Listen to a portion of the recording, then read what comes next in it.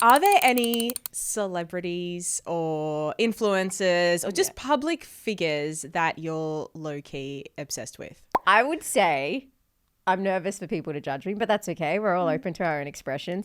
I love the Kardashians. No judgment, but it's good TV. I have to say I watch their reality TV show. So, we're talking about parasocial relationships, but it does feel like I know them. But like, I don't think I'm obsessed with them. I think the things that I like about them is that, they're like this matriarchal energy. They're all building their own careers. They're literally getting paid to do things they love. So there's like things that I admire about them. Yeah. Do you feel like you know them? Well, it's interesting because I don't think I know them from what I see from the reality TV show. Because that's kind of like, I would say, I'm not into the housewives. I'm not into maths. Like I don't watch all these other reality TV, but the Kardashians I've always like watched. Okay. So long-term fan and follower. But, I think from because it is a reality TV show, right? So I'm like, I feel like I do know them from what I see. Yes. So yeah. How about you?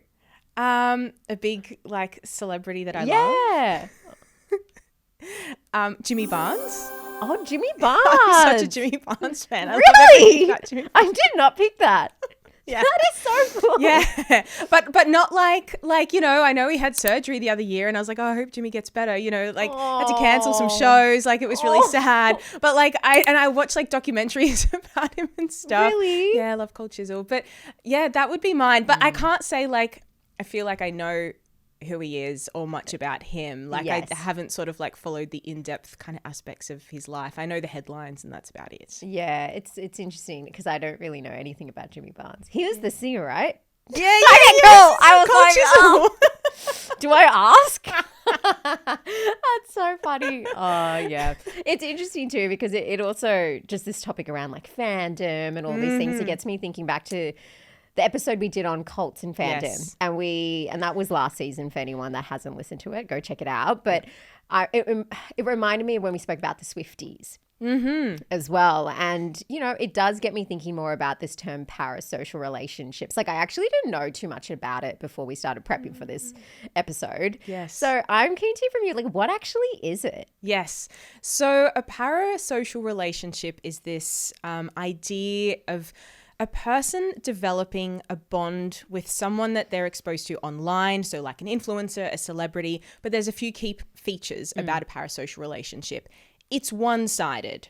So we are looking at the celeb and we're developing this sometimes quite intense emotional attachment with them, but it's not reciprocal. The celebrity doesn't know who we are. They don't know we exist. They don't know anything about us. It's very one-sided. And for the person who's developing that bond and has those feelings, it can actually feel really quite intense and real for them. Like the person scrolling social media, watching their stories, watching their posts can really feel like they're developing this emotional attachment to the celebrity and feeling like they're really getting to know who they are. Yeah, I mean, it's true. And like, it just goes to show too how much the algorithms do play to what we look at. So the more that we look at one thing, it's going to keep perpetuating that. Like I know, for example, Hailey Bieber came to Australia recently for the launch of her skincare product, Rhode, and it was such a buzz. And I knew the minute I saw a clip on my TikTok that my algorithm was going to fuel it. So then I noticed this last couple of days, or like when she was in Australia, like it was just covering my feed. And I'm like, I can't get rid of this. It's just here now. That's so interesting because this is the first time hearing that she was even in the country. Isn't it so funny? We're all in our little echo chambers. Yes. It's creepy absolutely. when you realize. But it is sad too because it gets me thinking. I'm like, it makes me sad because it's a one-sided relationship. Like the other person genuinely thinks that there is this bond. And it's sad because it's like they're in this fantasy world. Who offers the best advice in your family? Is it you? Play the Medibank Family Roast to find out. A card game designed to get families connecting and talking. Because when the bonds of family are stronger, Australia is stronger. So get around the dinner table. A tasty conversation is about to be served. Search Medibank Family Roast. Live better with Medibank. there can be degrees of this illusion that occurs, right? This illusion of intimacy or illusion of attachment. And I think certainly for some people, you know, they've got that conscious awareness that, yes, I'm liking all these celebs' posts and I'm commenting on all their posts, but they don't know who I am. Whereas I think for other people, that kind of illusion can, you know, go a step further where they really do actually perhaps feel like they almost develop some maybe sort of fantastical or magical thinking that the celebrity is talking to them, or, you know, if they reply to a comment that, oh, wow, they've seen me, they've noticed me, and that means something more than it does. But I think the world of social media is so fascinating as it applies to parasocial relationships, because the idea of parasocial relationships was first coined like in the 1950s, and the two researchers who first wrote about it at a time where TV was just sort of taking off. So we'd had radio, but then we had, you know, TV come about, and TVs being in homes more and more. And so people were watching through their, you know, TV little boxes back in the day, people on the screen, and feeling like they were developing relationships with these news anchors and hosts and actors and actresses, or even sometimes characters in movies, right? It doesn't have to be a real person. We can have that same feeling towards a character in a movie. But the difference, I guess, then was there was less of a capacity for that public person to interact back with us, right? If we watched TV, it was really one-sided. But fast forward to the days of, you know, YouTubers and influencers and social media, and what we actually do see is that a lot of these public figures engage with their audience, and that might mean responding to DMs or responding to comments, or, you know, live YouTube streams where they're engaged with people who are commenting in the live chats.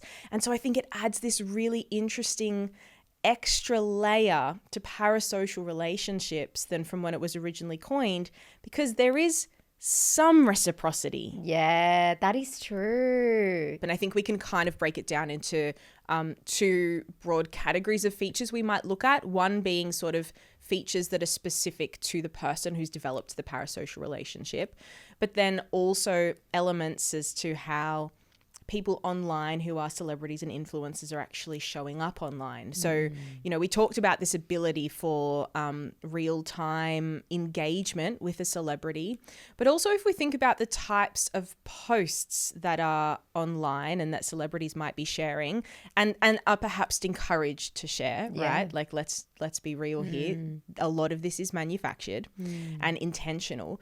You know, celebrities and public figures will share a lot of very vulnerable information about their lives with the purpose of presenting themselves in a way that is authentic but also feels relatable to the person on the other end of the screen. I mean, we've seen this recent rise in people filming themselves like crying and putting it on social media. You know, we hear about celebrities that will share, you know, traumatic experiences they've been through, or very like heart-wrenching, heartfelt experiences they've been through that have been really hard. And of course, for us as empathetic human people on the other end of the screen, we feel something when we hear that.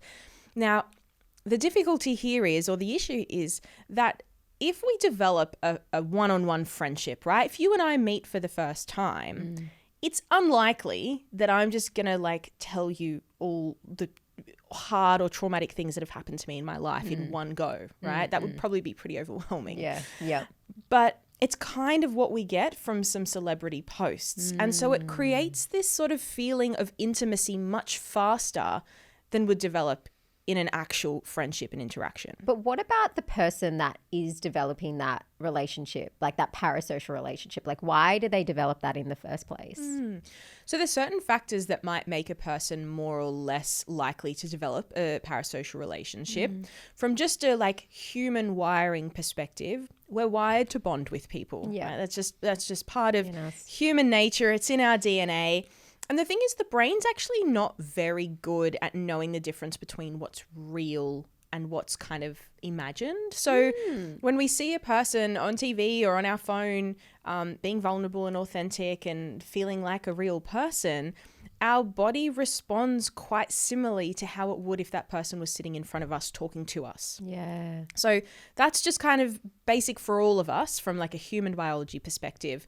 But in terms of people developing parasocial relationships, there is a whole body of research out there on this that looks at the factors that might contribute.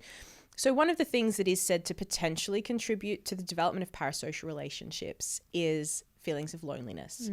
So if I feel more lonely and isolated in my day-to-day life, if I feel like I don't have those in real life connections, I may be more likely to develop those emotional bonds that are not reciprocal with people online. That said, there is also another body of research that somewhat contradicts this and says that actually people who are highly social in their day-to-day life might be also more likely to form parasocial relationships because they're just very emotionally attuned to other people. They're more likely to sort of form lots of bonds in their day-to-day life. And this applies to both in real life and parasocial bonds. That's confusing.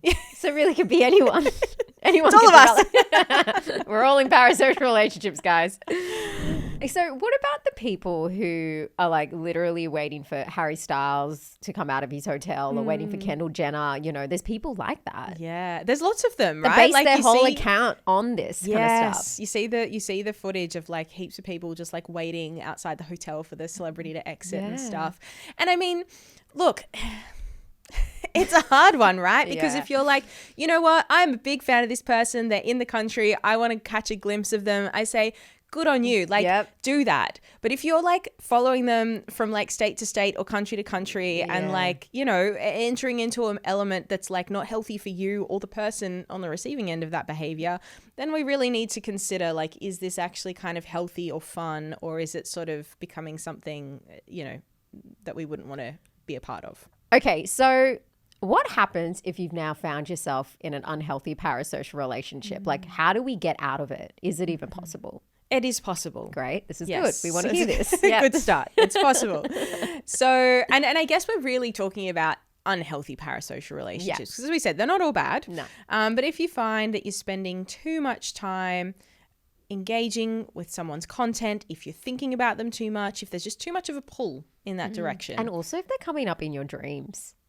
Oh, wow. Sorry, because I had a moment or I was obsessed. Something you want to tell us? Well, because I was obsessed with the Beliebers at one point. Like like Justin Bieber and Hailey Bieber. And I started to dream about them and I was like, okay, this is crazy. I really need to tone it back. So anyways, that's just an extra tip. If you're dreaming about them, the subconscious is telling you a lot. So. Okay, so what I recommend to people is kind of take a step back and we're going to think about how do we regain balance? How do you start to reflect on what this parasocial bond is actually doing for you? And then lastly, how can you try and build more sort of healthy, reciprocal relationships in your life? Okay, so I've got a couple of questions that I'll read out that perhaps listeners can reflect on for themselves if they're thinking they might be in an unhealthy parasocial relationship. So ask yourself, is this taking time or energy away from my work, my study, my sleep, or my in-person relationships? You know, am I constantly checking on someone's content? Am I staying up late so that I can keep up with what they're posting? And is that taking anything away from other aspects of my life? Okay, second question. Do you feel intense jealousy about perhaps this person's partner or friends, or do you feel rage at anyone who criticizes them? That's a good one. So these strong emotional responses that come up within us only when we have a strong bond with someone. Next one. Do you feel like this celebrity or person, do you feel like they owe you something? Or do you fantasize that you're secretly in a two-way relationship? Next one. Do you feel noticeably more lonely, depressed, or empty if you can't access their content, or perhaps if they haven't posted content? And then last question, think about, what is this bond giving you? What is it perhaps filling in your life that you might not be getting otherwise? These are good questions because it's really getting you to build your awareness about how it actually is impacting your everyday life, because we can get so sucked into our phones and the worlds that it can create. But I feel like these questions can kind of jolt us out of it a bit. Yes. And you might be listening to these questions being like, yeah, you know what? I'm really into this celebrity, but it doesn't take time away from my work. It doesn't keep me up late at night. I don't feel intense jealousy or criticism. I'm not fantasizing about a relationship with them. So actually, I've got this parasocial relationship, but it's not causing problems for me. In which case, great. So if someone's now reflected on all of those questions, like what's the next step that they can take? Yeah. So I'd be encouraging someone to think about how they can put boundaries in place for themselves. So this might be boundaries around screen time and how much of this celebrity's content you consume. It might be boundaries about whether or not you're liking and commenting on their posts, you know, consuming versus actively engaging with them. You might do things like actually kind of log out of social media accounts so that you're not automatically pulled back to just sort of checking if there's any updates. But it's really around this sort of sense of implementing boundaries for yourself as the next step. That's really good. And like if someone was to unmute or like to mute an account or unfollow, would that be too much of a drastic change, or that would just depend on how obsessed they are over this person? Look, it could be a really useful thing. I think that's where like individual difference comes into it. Muting an account, absolutely. I think the muting and unfollowing works differently depending on the person. For some people, it's great because it means they're not automatically seeing that content. For other people, what it can lead to is an increase in checking behavior. So actually much more so go back and keep checking if there's new content. So it depends on the person and how they might respond to those types of barriers. The next thing I recommend people do is think about what that parasocial relationship is giving them. So is it some sort of emotional attachment? Is it a feeling of intimacy? Is it some sort of, you know, sense of belonging or connection? And once you've identified that, thinking about how you can build ways in day-to-day life to get that same need met. Is it that you need to put some focus and effort onto building in real life relationships, whether they be new ones or strengthening some existing relationships as well? Think about what that underlying need is under the parasocial relationship and how we can start to fulfill that in daily life. Okay, Anastasia, can you give us the main takeaways from today's episode? Sure can. So first of all, parasocial relationships are when we develop one-sided, non-reciprocal emotional bonds with a celebrity, a public figure, a musician, an actor or an actress. For some people, parasocial relationships can fill some emotional needs that perhaps they're not getting met in other areas of their life. And lastly, parasocial relationships are not necessarily unhealthy, but we do want to make sure that we are balancing them with in real life, healthy day-to-day connections.